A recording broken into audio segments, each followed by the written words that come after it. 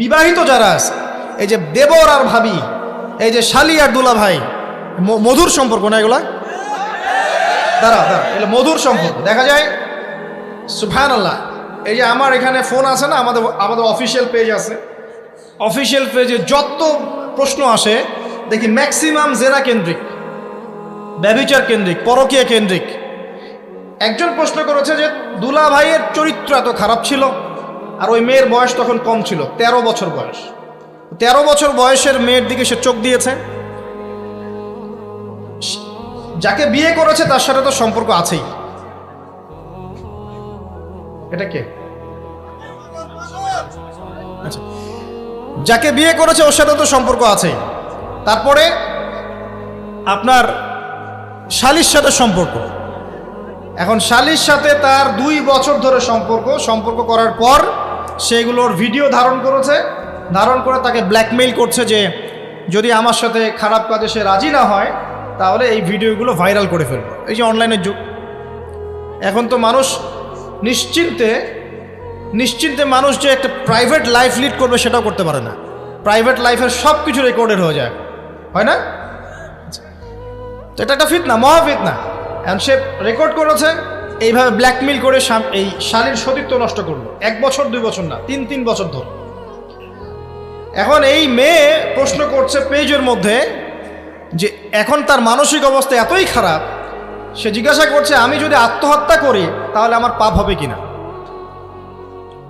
এই মেয়েটা যদি আপনার বোন হতো কি করতেন আপনি?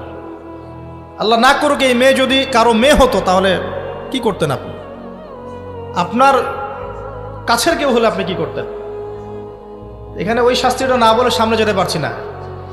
শোনেন, যারা বিবাহিত ব্যক্তি হওয়ার পরেও পরকীয়া করেছেন, বিবাহ করার পরেও পরকীয়ার পাপে লিপ্ত ছিলেন বা এখনো আছেন, জেনে হোক না জেনে হোক করেছেন, অথবা এটা জেনে করেছেন যে এটা একটা খারাপ কাজ তারপরেও করেছেন, রাসূলুল্লাহ সাল্লাল্লাহু আলাইহি ওয়াসাল্লামের হাদিস এবং আল্লাহ পাকের কালাম অনুযায়ী তাদের শাস্তি হচ্ছে কোমর পর্যন্ত মাটিতে পুঁতে ফেলে পাথর নিক্ষেপ করে রজম করে হত্যা করা। ইসলামিক যদি কোনো রাষ্ট্র থাকতো বা এটা যদি হতো, বা এটা যদি ইমামুল মাহদির যুগ হতো বা ওমর রাদিয়াল্লাহু আনহুর যুগ হতো, তাহলে এই শাস্তির বাইরে আপনি চলতে পারতেন না যদি এটা প্রমাণ হতো। এই শাস্তি যদি দুনিয়াতে কার্যকর নাও হয়, আপনি যদি তওবা না করে মারা যান তাহলে কিয়ামতের মাঠে এই শাস্তি আপনি ভোগ করবেন। খুব মজা লাগছে পরকীয়া করতে। সকালে একটার সাথে, দুপুরে একটার সাথে, আজকে একজনের সাথে রাত কাটান, কালকে আরেকজনের সাথে রাত কাটান, খুব মজা পাচ্ছেন। রাত্রেবেলা মদ খান আর হোটেলে রাত কাটান, সকালবেলা আবার অফিসে যান। আমাদের শহরের এগুলা কালচার কোত্থেকে আসলো? এই শহরকে পবিত্র করবে কে এবং এই শহরের আসল রূপগুলো স্পষ্ট করবে কারা? খুব মজা পাচ্ছেন এগুলোতে। সুবহানাল্লাহ। একটা বিষয় বুঝাই, ইসলামে কেসাস আছে, কেসাস। মনে করেন আমাকে কেউ হত্যা করেছে, আপনি তাকে হত্যা করতে পারবেন। মনে করেন আপনি কাউকে হত্যা করেছেন, ঠিক আমাদের লজের মধ্যে কেউ যদি কাউকে হত্যা করে তাকে ফাঁসি দেওয়া হয় না, এরকমই কেউ যদি কাউকে হত্যা করে ইসলামের বিধান কেসাস করা, মানে হাতের বদলে হাত, চোখের বদলে চোখ, কানের বদলে কান, নাকের বদলে নাক, জানের বদলে জান, যদি প্রমাণ হয়। কিন্তু এখানেও হত্যাকারীর বাঁচার সুযোগ আছে। কিরকম? মনে করেন আপনি আমার পরিবারের কাউকে হত্যা করেছেন, আল্লাহ না করুন। এখন আপনি এসে আমাকে ক্ষমা চাচ্ছেন যে আমার ভুল হয়ে গেছে, আমি রক্তপণ দিব, আমাকে মাফ করে দেন। এখন আমাদের পরিবারে কি আপনাকে বললো ঠিক আছে আপনাকে মাফ করে দিলাম, আপনার কেসাস করার দরকার নেই, আপনি রক্তপণ দিয়ে দেন, তাহলে আপনি বেঁচে থাকার সুযোগ পেলেন। কথা বুঝতে পারছেন? একটা হচ্ছে মুরতাদ। মনে করেন কেউ ইসলামের কিছু বিষয়কে অস্বীকার করেছে, তাকে জেলখানায় বন্দি করে রাখা হবে, সুযোগ দেওয়া হবে যে আপনি কি এগুলো জেনে শুনে বলেছেন নাকি এর উপর অটল থাকবেন না ফিরে আসবেন। সে যদি বলে না আমি তওবা করলাম, আমি এগুলো থেকে ফিরে আসলাম, ও বেঁচে থাকার অধিকার পেয়ে গেল। কিন্তু বিবাহিত ব্যক্তি যারা ব্যভিচার করেছে, বিবাহিত ছেলে বা মেয়ে ব্যভিচার করেছে, তওবা করে যদি ফিরেও আসে, রজমের শাস্তি থেকে বাঁচার কোনো সুযোগ নেই। বুঝাতে পারছি না? একজন মহিলার কথা বলি তাহলে বুঝতে পারবো। এটা একজন মহিলা সাহাবীর ক্ষেত্রেও হয়েছে, একজন পুরুষ সাহাবীর ক্ষেত্রেও হয়েছে। আচ্ছা, পুরুষ সাহাবীর কথা বাদ দিয়ে মহিলা সাহাবীর কথাটা বলি। মহিলা সাহাবী এসেছেন, এসে নবীজিকে বলছেন ইয়া রাসূলুল্লাহ তাহিরনি, আমাকে পবিত্র করুন, আমি একটা অন্যায় করেছি, আমি বিশাল একটা অন্যায় করেছি। নবী সাল্লাল্লাহু আলাইহি ওয়াসাল্লাম বলছে কি করেছো তুমি? তখন সে বলছে আমি জিনা করেছি। নবী সাল্লাল্লাহু আলাইহি ওয়াসাল্লাম বলছেন বাসায় যাও, বাসায় গিয়ে আল্লাহর কাছে তওবা করো, আল্লাহ পাক মাফ করে দিবেন। নবীজি এটাকে হাইড করতে চাচ্ছেন, কারণ কি? যখন আপনি কেস আদালতে নিয়ে যাবেন তখন তো উপায় নাই, আপনাকে তো বিচার করতেই হবে। তুমি বাসায় ফিরে যাও, তওবা করো, আল্লাহ মাফ করে দিবেন। সে মহিলা নাছর বান্দান না, আমার বিচার করে দেন, আমার বিচার করে দেন, পরকালে আমি শাস্তি পেতে চাই না, দুনিয়াতে আমার বিচার করে দেন। নবী সাল্লাল্লাহু আলাইহি ওয়াসাল্লাম বলছে, তুমি কি গর্ভবতী হয়েছো? হ্যাঁ, জেনার কারণে আমি গর্ভবতী হয়ে গেছি। এরকম হচ্ছে না এখন? আর যে অ্যাবর্শন করছে না ওই যে ক্লিনিকে গিয়ে, এটাও ট্রেন্ড হয়ে গেছে। হইল, সমস্যা কোথায়? কি এমন হয়েছে? আমার কি কেরিয়ার নষ্ট হয়ে গেছে? ফ্যামিনিস্ট নোংরা মেয়ে কোথাকার। তারপরে এই মেয়ে বলছে, হ্যাঁ আমি গর্ভবতী হয়েছি ইয়া রাসূলুল্লাহ। নবী সাল্লাল্লাহু আলাইহি ওয়াসাল্লাম বলছেন, বাসায় ফিরে যাও, সন্তান যখন খালাস হবে তারপরে এসব বিচার করে দেব। 9 থেকে 10 মাস সে এই সন্তানকে গর্ভে ধরলো। ধরার পরে সন্তান যখন খালাস হয়ে গেল, সে নবীর কাছে এসে সন্তান কোলে নিয়ে, নবজাতক, ইয়া রাসূলুল্লাহ সাল্লাল্লাহু আলাইহি ওয়াসাল্লাম দরুদ পড়বেন, আমাকে পবিত্র করে দিন, আমার সন্তান হয়ে গেছে এখন। নবী সাল্লাল্লাহু আলাইহি ওয়াসাল্লাম বলছেন, সন্তান কি দুধ খাচ্ছে? হ্যাঁ, দুধ খাচ্ছে। তাহলে তুমি তাকে দুধ পান করাও। কত বছর দুধ পান করাতে হয়? 2 বছর। 2 বছর দুধ পান করাও, দুধ পান করা শেষ হবে তারপরে এসে তোমার বিচার করে দেব। এবার 2 বছর দুধ পান করানোর পর এই মহিলা এসেছে, সন্তানের হাতে একটা রুটি। নবীজিকে বলছেন, ইয়া রাসূলুল্লাহ সাল্লাল্লাহু আলাইহি ওয়াসাল্লাম, আমার সন্তান এখন রুটি খেতে পারে, আমার সন্তান এখন রুটি খেতে পারে, আমার বিচার করে দিন। তখন নবী সাল্লাল্লাহু আলাইহি ওয়াসাল্লাম বলছেন, সাহাবীরা, তোমাদের মধ্যে কেউ কি আছো এই সন্তানের দায়িত্ব নিবে? একজন আনসার সাহাবী বলছেন, আমি দায়িত্ব নিব। তখন এই আনসার সাহাবীর কোলে নবী সাল্লাল্লাহু আলাইহি ওয়াসাল্লাম এই বাচ্চাকে তুলে দিলেন। তুলে দেওয়ার পর খালিদ বিন ওয়ালিদ রাদিয়াল্লাহু আনহু অন্যান্য সাহাবীদেরকে বললেন, যাও এই মহিলাকে নিয়ে যাও, কোমর পর্যন্ত গেড়ে দিয়ে রজম করে হত্যা করো। এবার এই মহিলাকে নিয়ে যাওয়া হচ্ছে। একটা কথা বানিয়ে বলছি না, এই আপনার আলেম ওলামা যারা আছেন জিজ্ঞাসা করবেন কওমি মাদ্রাসার। এই মহিলাকে নিয়ে যাওয়া হচ্ছে, মহিলাকে পাথর নিক্ষেপ করা হচ্ছে। পাথর নিক্ষেপ করার মধ্যে খালিদ বিন ওয়ালিদ রাদিয়াল্লাহু আনহুর পাথরও ছিল। খালিদ বিন ওয়ালিদ রাদিয়াল্লাহু আনহু নাম শুনেছেন না? বীর সাহাবী, তিনি পাথর নিক্ষেপ করেছেন একটা। এই পাথরের আঘাতে ওই মহিলার কোন একটা জায়গায় লেগেছে, গায়ের লেগে রক্ত বের হয়ে গেছে। রক্তের ছিটাটা তার গায়ের এই যে কাপড় এসে পড়েছে। কাপড় এসে পড়ার সাথে সাথে খালিদ বিন ওয়ালিদ রাদিয়াল্লাহু আনহু বলছেন, ছি ছি ছি ছি ছি, আমার গায়ের মধ্যে এরকম নোংরা ব্যভিচারী মহিলার রক্ত পড়লো কি? এরকম একটা তাচ্ছিল্যের কথা বলেছেন। তখন নবী সাল্লাল্লাহু আলাইহি ওয়াসাল্লাম বলছেন, হে খালিদ তুমি থামো, হে খালিদ তুমি চুপ করো। তুমি জানো এই মহিলা এই 2 বছরে 3 বছরে এত তওবা করেছে আল্লাহর কাছে, এই সমস্ত তওবা যদি মদিনাবাসীর মধ্যে বন্টন করে দেওয়া হয় তবুও কম হয়ে যাবে। আর আমি এখন দেখছি মহিলা জান্নাতে সাঁতার কাটছে। আমি বুঝাতে পারছি না আপনাকে প্রিয় বোন, প্রিয় ভাই, যারা বিবাহিত হয়ে ব্যভিচার করছেন, জেনা করছেন, তিনি তওবা করেছিলেন, তওবা করেছেন, আল্লাহ পাক মাফও করে দিয়েছেন, জান্নাতে চলে গেছেন, কিন্তু পৃথিবীতে তার শাস্তি কায়েম করা হয়েছে। বিবাহিত ব্যক্তি ব্যভিচার করে ফেললে তার পৃথিবীতে বেঁচে থাকার অধিকার সে হারিয়ে ফেলে। আর এই পাপটাকে আমাদের সমাজে এত সহজ বানিয়ে দেওয়া হয়েছে, যে যার সাথে ইচ্ছা পরকীয়া করতে পারে। মেয়েও করছে, ভাবিও করছে, শালিও করে, দুলাভাইও করে, সবাই আমরা পরকীয়া করতে যাচ্ছি।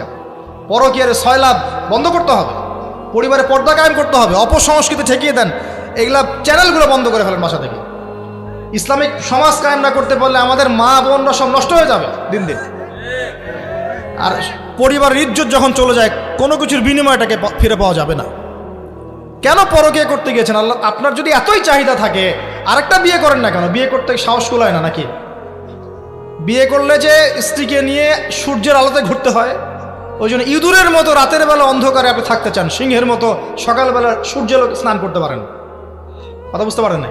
বিয়ে করলে স্ত্রীকে নিয়ে পুরুষের মতো, সুপুরুষের মতো সূর্যের আলোকে আপনি হাঁটবেন রাস্তায়, কাউকে ভয় করবেন? আপনার মতো কোনো ভয় কাজ করবে না। আর এখন আপনি ইঁদুরের মতো রাতের অন্ধকারে রাত কাটান অন্য মেয়ের ঘরে গিয়ে। এই শহরের এই মহামারীগুলো বন্ধ করতে হবে। আমি এই শহরের একজন শুভাকাঙ্ক্ষী বাসিন্দা, আমি এখানকার। আমি আমার চোখ দিয়ে যা দেখছি এটা দেখার পর চুপ থাকতে পারি না। আমরা সব জায়গায় জানা দেখছি, আর মাদক দ্রব্য দেখছি, আর পরকীয়া দেখছি। পর্নোগ্রাফির তো শেষ নাই, প্রত্যেকের ফোনে ফোনে পর্নোগ্রাফি, এভরিবডি পর্নোগ্রাফি, আর মাদক, আর ব্যভিচার, জেনা, ফ্রি মিক্সিং অবাধে আমাদের শহরে। বস্তুবাদী তো আছেই। তো এটাকে আখিরুজ্জামানের শহর বলবো নাকি আউয়ালুজ্জামানের শহর বলবো নাকি? শুধু এই শহরের সমস্যা এটা নয়, প্রত্যেক বড় বড় শহরেই সমস্যা। ইভেন এগুলো এখন গ্রামে পর্যন্ত চলে গেছে, এগুলো গ্রামেও চলে গেছে, গ্রামে আরো বেশি আছে। দেখবেন শহরের ছেলেরা তো জিন্স আর টি শার্ট পরা মেয়েদেরকে দেখে অভ্যস্ত না, এরা না একটু কন্ট্রোল করতে পারে। আর যখন একটা গ্রামের ছেলে পর্নোগ্রাফি দেখবে, সে তো আর নিজেকে কন্ট্রোল করতে পারে না। বুঝতে পারছেন না? আমাদের শপিং মলগুলোতে গেলে আমরা দেখি টি শার্ট আর গেঞ্জি পরা মেয়ে ঘুরছে, তাই না? এটা দেখতে দেখতে অভ্যস্ত আমরা, এই জন্য আমরা কন্ট্রোল করতে পারি কিছুটা হলেও, তাই না ছেলেরা? কিন্তু গ্রামের ছেলে মেয়ে যারা, তারা কিন্তু পর্ন দেখলে আর কন্ট্রোল করতে পারে না। এবং গ্রামে ধর্ষণ দিন দিন বাড়ছে, day by day by day. এই সমস্যাগুলো বড় বড় প্রত্যেক বিগ সিটিজ অ্যান্ড টাউনে এই সমস্যা, একই সমস্যা। এর ছড়ালো কারা? ওই পশ্চিমাদের থেকে এই সমস্ত বিশ্বে এগুলো ছড়িয়ে গেছে। এর এমন একটা সভ্যতা যারা প্রত্যেকটা পাপকে গ্লোবালাইজেশন করে দিয়েছে। সুদ খেয়েছে, সারা বিশ্বে ছড়িয়ে দিয়েছে। মদ খেয়েছে, সারা বিশ্বে ছড়িয়ে দিয়েছে। জেনা করেছে, সারা বিশ্বে ছড়িয়ে দিয়েছে। ফ্যামিলিস্ট রেভলিউশন সারা বিশ্বে ছড়িয়ে দিয়েছে। ব্যাংকিং, সুদভিত্তিক ব্যাংকিং সিস্টেম সারা বিশ্বে ছড়িয়ে দিয়েছে। প্রত্যেকটা সমস্যা দেখবেন ওখান থেকে সারা বিশ্বে ছড়িয়ে গেছে। আর আমরা মনে করি ওরাই নাকি মানবতার মুক্তির পথ দেখাবে। সুবহানাল্লাহ। ওরা তো ছেলে ছেলে বিয়ে করে। যে সম্প্রদায় ছেলে ছেলে বিয়ে করে, ও আমাকে ভালো মন্দ শিখাবে? ওখানে তো একটা প্রত্যেক 10 সেকেন্ডে একটা করে মেয়ে রেপ হয় আফ্রিকান কন্টিনেন্টে। জার্মানির, আমি পর্নোগ্রাফির একটা লেকচার দিয়েছি, দেখবেন নীল দর্পণ, ওখানে সব ডিটেলস দিয়েছে। জার্মানি, ব্রিটেন বলেন, আমেরিকা বলেন, এই প্রত্যেকটা কান্ট্রির মধ্যে প্রত্যেক মিনিটেই একটা করে মেয়ে ধর্ষণের শিকার হচ্ছে। ওরা আমাকে শিখাবে নারীর স্বাধীনতা, অধিকার? আমার কাছে কোরআন এবং সুন্নাহ আছে, রাসূল আছেন, আমার কাছে আল্লাহ আছেন। এগুলোকে বাদ দিয়ে তোমার কথা শুনতে হবে আমাকে? এরা আমাদেরকে বাঁচাবে না, বরং এরা সারা বিশ্বে ইয়াজুজ মাজুজের মতো ফিতনার ফাসাদ সৃষ্টি করে বেড়াচ্ছে।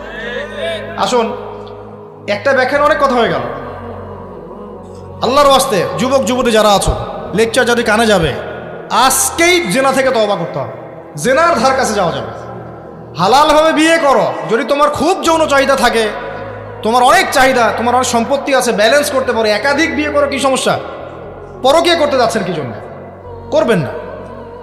আর হালাল উপার্জনের সোর্স হয়ে গেছে, অবিবাহিত থাকার দরকার নাই, বিয়ে করে ফেলেন। বিয়ে আপনার জীবনটাকে সুশৃঙ্খলতা নিয়ে আসবে।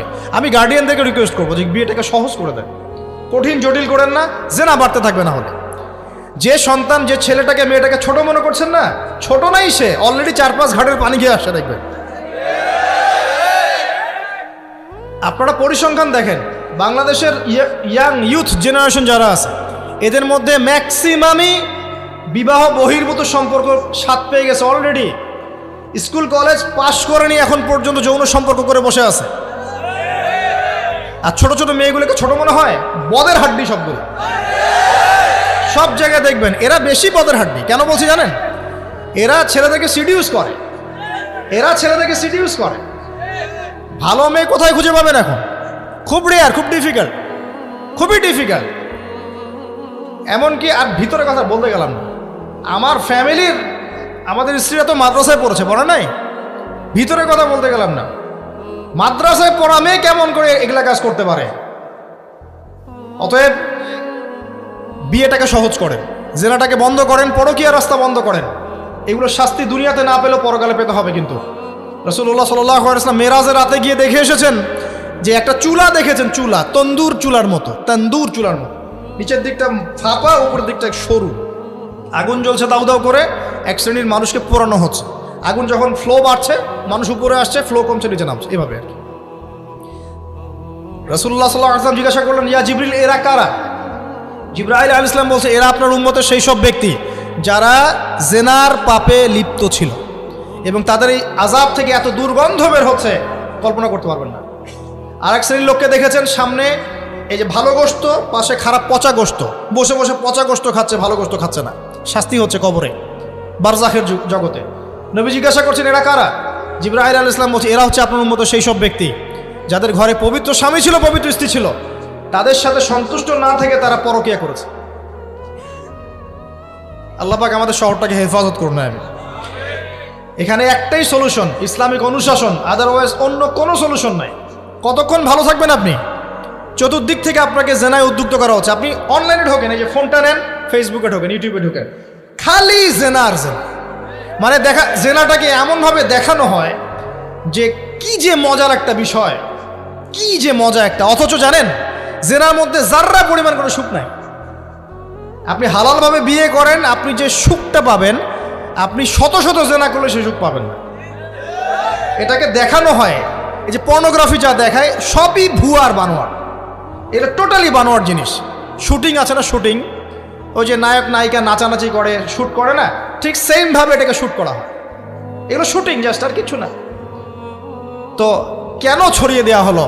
কারণ মুসলিমদের ইমান, তাদের তাকওয়া, তাদের কলবের যে নূর, এটাকে নষ্ট করার জন্য।